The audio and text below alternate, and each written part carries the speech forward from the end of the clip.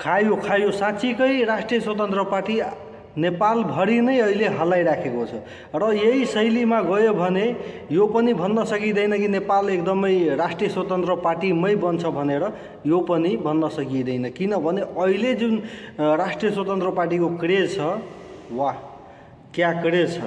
अब त्यसमा पनि मध्य प्रदेशमा भनेको एकदमै साह्रै कमजोर सङ्गठन थियो राष्ट्रिय स्वतन्त्र पार्टीको। तर अहिले पछिल्लो समय देख्दाखेरि, पछिल्लो समय जबदेखि रवि लामिछाने बाहिर निस्किसकेपछि मध्य प्रदेशमा पनि वात्तै क्रेज बढेछ राष्ट्रिय स्वतन्त्र पार्टीलाई।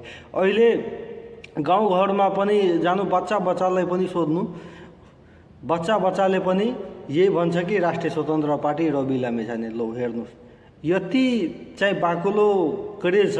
यो मैले त्यतिकै भनेको होइन साथीहरू, यो हामीले पनि यताउता धेरै जानकारीहरू प्राप्त गरेर मात्र भनिरहेको छु।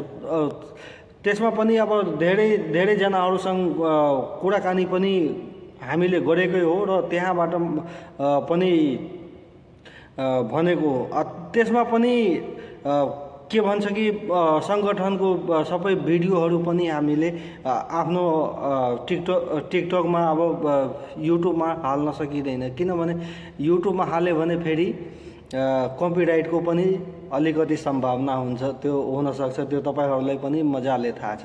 तर यस्तै भन्दाखेरि अब मैले कुनै प्रमाण देखाएन, कुनै बिना प्रमाणैको बोलेको पनि धेरैजनाहरूलाई लाग्न सक्छ। तर यस्तो होइन साथीहरू, राष्ट्रिय स्वतन्त्र पार्टीको पछिल्लो अवस्था देख्दाखेरि वास्तवमा एकदमै क्रेज वात्तै बढेछ। सबभन्दा कमजोर सङ्गठन भनेको मध्य प्रदेशमै थिए राष्ट्रिय स्वतन्त्र पार्टीको। तर अहिले हेर्दाखेरि मध्य प्रदेशमा पनि राष्ट्रिय स्वतन्त्र पार्टी कमजोर छैन। मध्य प्रदेशमा पनि राष्ट्रिय स्वतन्त्र पार्टी एकदमै बलियो उदय भइसकेछ। अब बलियो उदय त भयो, बलियो उदय देखाएर मात्र हुँदैन, बलियो हुनको लागि मत परिणामको पनि पर्खाइ हुनुपर्छ। किनभने भिड त त्यतिकै पनि लागिहाल्छ। हामी भन्नलाई भन्छौँ नि कि भिड त त्यतिकै पनि लागिहाल्छ। कसैले देख्नलाई पनि आउँछ र कसैले सुन्नलाई पनि आउँछ र कसैले त्यो पार्टीको समर्थक पनि गरिराखेको हुन्छ र कसैले त्यतिकै मात्र देख्नलाई मात्र पनि आउन सक्छ। भएर राष्ट्रिय स्वतन्त्र पार्टीको यति चाहिँ भन्न चाहन्छु कि यो क्रेज देखेर र त्यत्रो मान्छेको भिड देखेर मात्रै यो अलिकति चाहिँ तपाईँहरू पनि एकदमै उत्साहित चाहिँ नभइदिनु होला।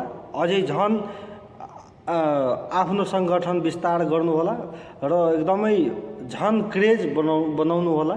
किनभने धेरैजनालाई यस्तै लाग्छ कि ओ यत्रोजना थोरै जान्छ, पार्टीकै कार्यकर्ता थोरै हो र पार्टीकै शुभचिन्तक थोरै हो। यो कसैले अब मन लाग्यो भने बाटोमै हिँड्दाखेरि कसैले त सुनिदिन्छ नि।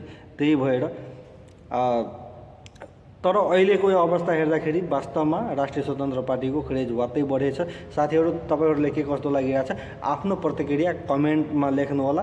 आजको भिडियो यही समाप्त गर्दैछु। भेट्छु फेरि कुनै अर्को नेक्स्ट भिडियोमा। तबसम्मको लागि बिदा चाहन्छु। हस्त, धन्यवाद।